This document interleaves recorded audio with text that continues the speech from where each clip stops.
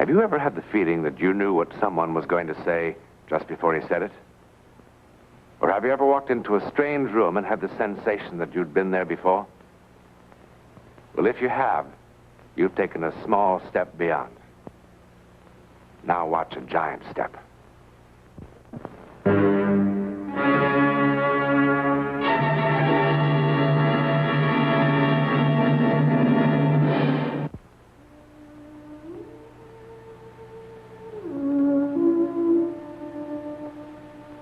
Do you like ancient castles? Well, this is a very special one. There are no ghosts who wail or rattle chains. There's nobody buried in the walls. But there is something that sets it quite apart. Something that happened in this very room centuries ago. As a matter of fact, it is still happening. Mr. Physician, what is this message? How is Jamie? Your son is dying, my lord. Dying? How can he be dying? Jamie! Jamie, lad, what's this stupid old fool talking about? Oh, get up, Jamie. Come, we'll pull their foolish old beards and send them running. Jamie. Lad. They told me you were the cleverest physician in all Europe. This man's been with me for 20 years. And yet you stand here, the two of you in your velvet robes, like a couple of scrawny old women. I have bled the boy 7 times with leech and lancet. I have used lotions and emetics and plasters. If he's dying, you've done nothing. How could he be dying? My oldest son. My dearest son. How could he be dying? The Black Death could not kill him.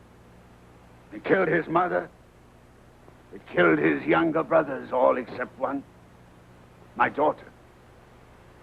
But not Jamie. Yes, he seemed a strong young man. At first, I was hopeful. At first, I was hopeful. How can you stand there and take his death so lightly? My lord. Why is he dying? I don't know, my lord. You don't know? At first, I thought it was a turgid condition of the blood. You don't know? You calmly tell me he's dying. And you don't know why. My lord. You're a fraud. I have treated princes and kings. Oh, worse than a fraud. What are these? My medicines, of course. All your poisons. When you came here 12 days ago, my son was ill, but he wasn't dying. Well, what have you done with him? My lord, I cannot accept such an insinuation. With my lord's permission, I will leave at once. No, you will not leave. Stop him. What is this, a plot? A plot against me? No, my lord. Because of Jamie. Through Jamie. Do you hope to get at me? What have you been paid? No. Come on, tell me, what have you been promised? Very well. One thing I'll promise you. The day that Jamie is buried, each one of you will be buried. I must remind my lord that I am under the protection of the Prince of Padua. You are in my castle, Mr. Physician. The Prince of Padua is a long way away. But I have done everything I could. This is so unfair. Dead! Jamie! Dead! Hey, lad, rest now. Now, take it easy. Take it easy.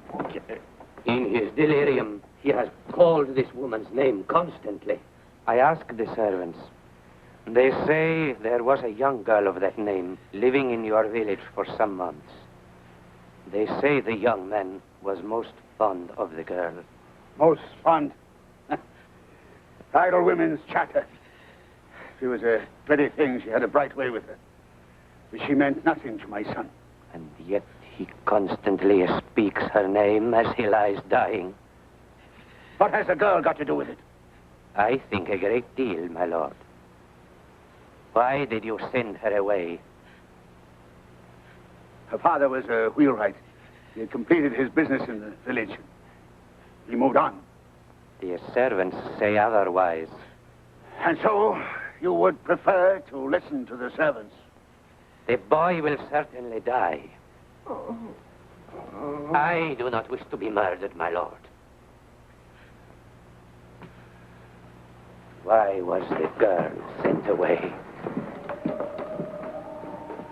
I told Jamie to give her up. And he defied me. For the first time in his life, he defied me. A loving son defying his father.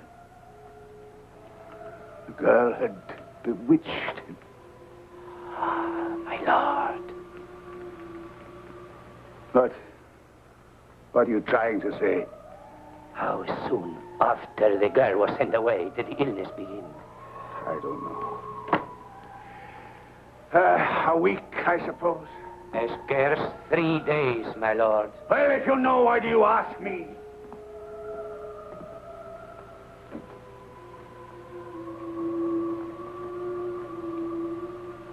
For almost 30 years I have practiced my arts.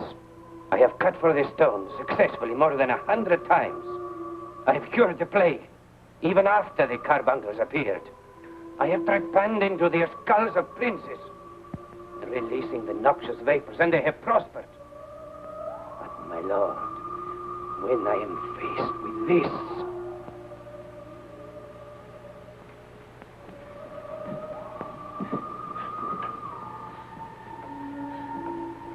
Mark the way he breathes, as though all the tubes in his body had been knotted.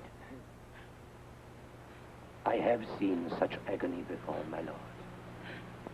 In Naples, in Lausanne, in a village near Lyon. Each time the victim died. Each time I was helpless. Why? My lord just spoke the word. What word? Bewitched. Are you trying to save yourself? If you think so, kill me now, my lord. She's just an ordinary girl. She's not a vagabond. She's not a gypsy. In Geneva, I saw 2 children, aged no more than 10, and of a splendid merchant family, whose acts of witchcraft were beyond belief. Oh. Jimmy! My lord. No, Jimmy!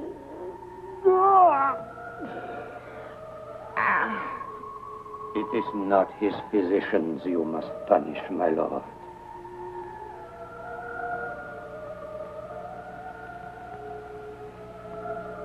Find the girl. Bring her to me.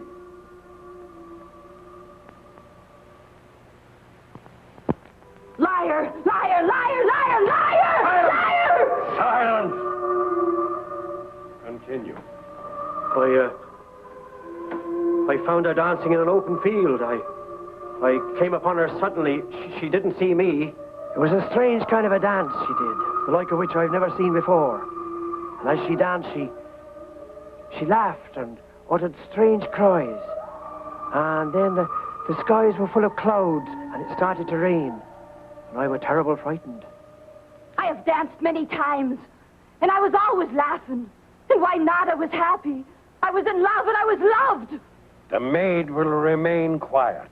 How could I not laugh and sing when Jamie loved me? Silence! No matter how many of his witnesses lie, I did not harm him. How could I harm my darling Jamie? Tell the court all that you told me. Well, my lord, I... You told me she caused all the milk suddenly to turn sour. She did. And you saw imps flying in the air above her head.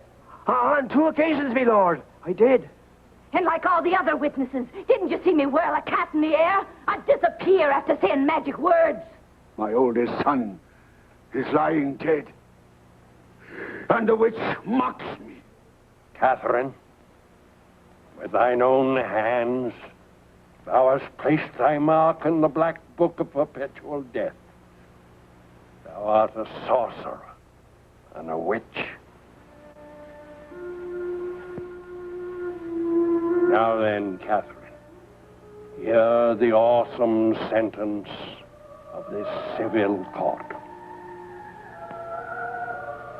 Thou shalt be remitted forthwith into the hands of the public executioner. No, no. To be taken to an open field, 100 rods from the castle gates.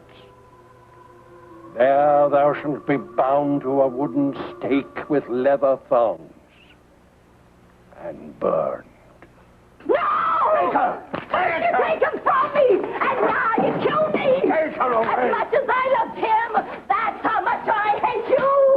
If it's true! If I do possess the power you see, I curse you! And I curse all that follow you and bear your name! Since Jamie, your firstborn son, died before his father, so will it be in every generation! Take her! I Take her away! curse you!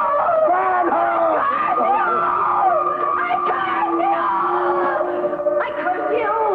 I curse you! I curse you! I curse you! I curse you! I curse you! I curse you!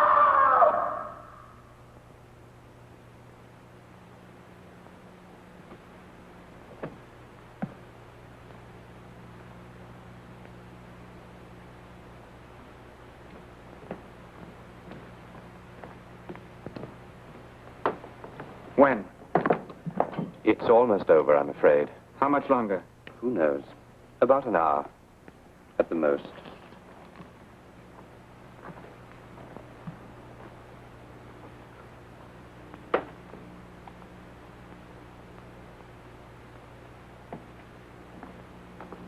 Will.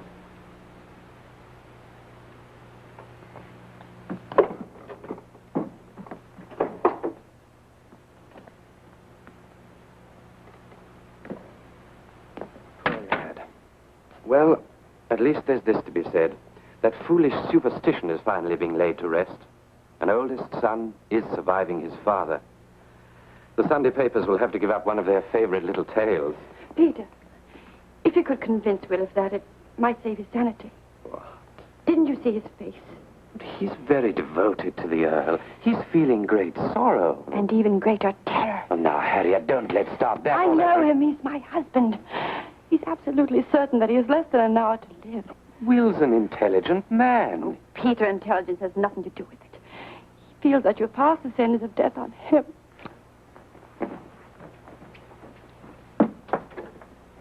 Will? Will? Oh, Will, darling. Leave me alone. Oh, for heaven's sakes, Will. Why a delegation? Can't I just be by myself? Well, you left the sick room in such a state. Harriet was a little worried about you.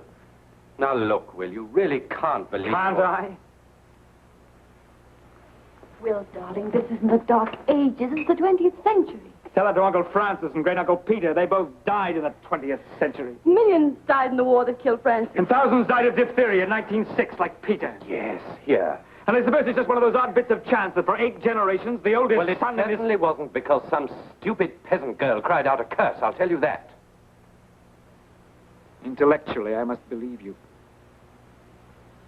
Still, I'm absolutely certain that somehow, within the next hour, somehow, before my father dies, in the very best of health, at the tender age of 28, surrounded by my loved ones and my doctor, somehow I'm going to die! This emotionalism is senseless. Now, look, Will, I'm going to prepare a sedative for you that will put you to sleep for a couple of hours. No! Don't tell me no. I'm your doctor. Will, darling. Go after him. Tell him I'll not take his sedative. But, darling... Do as I say! Why, if it'll let you get some sleep? Can't you imagine why? Don't you know what wonderful thoughts are whirling around in my head? How is young William to die? A bolt of lightning? There isn't even a cloud in the sky. Will I be run over by a train? Here, in my own house? Or will the roof fall in? It's managed to stay up there for 800 years. Oh, Will, you aren't going to die. Or will my doctor make a mistake? Prescribe the wrong medicine, the wrong dosage? Will, you're breaking my heart. Or will my darling wife become weary of her babbling husband and take a shotgun down from a wall and put him out of his misery? Stop it, Will. Oh, my darling. Oh, my darling. Tell him no sedative.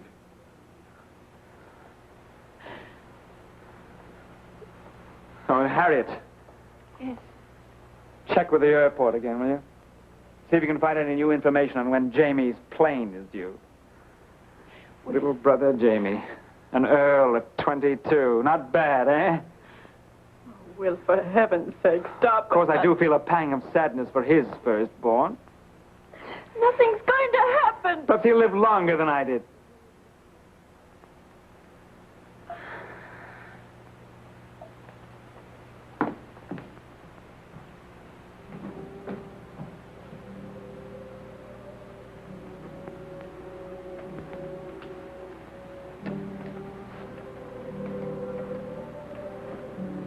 How is it possible?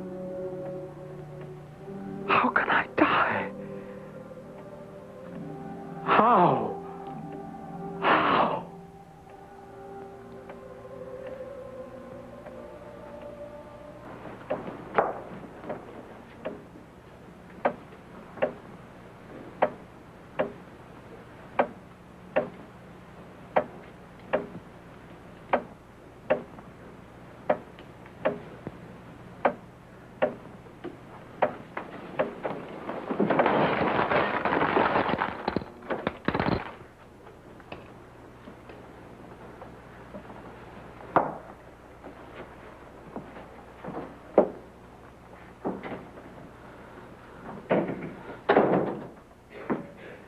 Will, I told you to leave me alone. your father just died.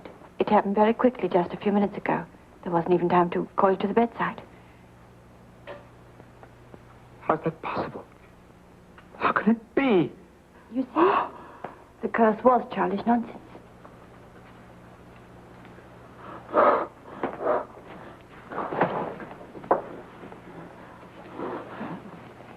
I feel as if... I don't know. I feel as if I'd just been born again. I feel as if a ton of rock had been lifted from my chest. He's dead. He's really dead. I can't tell you what these last minutes have been like. Oh, God. I know, darling, I know. I've died 10,000 times in this room, Harriet. Suddenly, everything's all right.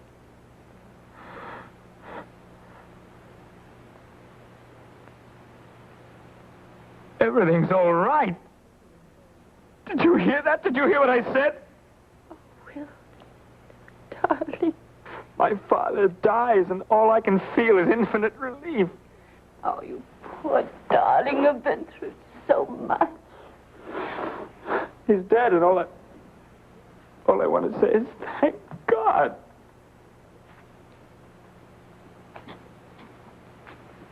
There now. There. Come, sit down.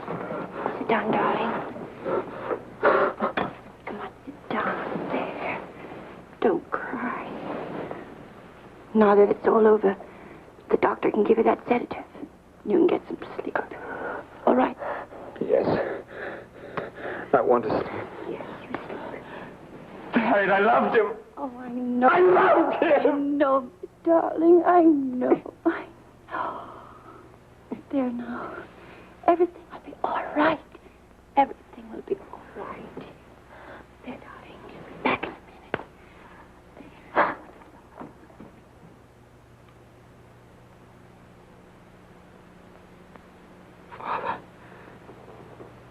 I'm working as fast as I can. Now, just you relax, or I'll give you a shot, too. When he wakes up, he'll be all right. I hope so. I hope I've done the right thing. Of course you did the right thing. Poor chap's been under a strain enough to kill a horse.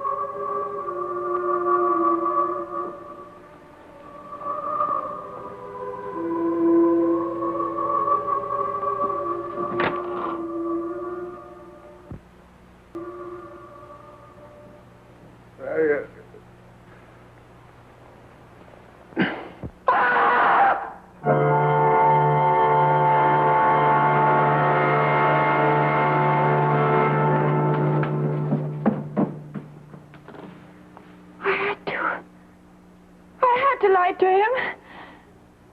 I had to lie to him. He was suffering so. Oh, please, God. Oh, please, God. And so it happened again. In 1951, William's younger brother opened the castle to tourists who come in droves to see the place where the firstborn son of each generation was cursed by a witch so many, many years ago. But certainly Catherine could not have been a witch. Certainly her trial was a farce, and her death a tragic injustice. But then why has her curse been so effective? Well, if we want to fall back on our old friend, coincidence, the odds on such a coincidence are 3 billion to 1. In any event, James, the present Earl of Kildane and William's younger brother, has never married. Curse or coincidence, the Kildane line will end with him. A clue about next week in one moment. Next week, and every week, we'll be bringing you the personal records of the rarest kind of human experience. Man's adventure in the world of the unknown. That mysterious psychic world beyond our 5 senses. This is your invitation to take with us that astonishing one step beyond.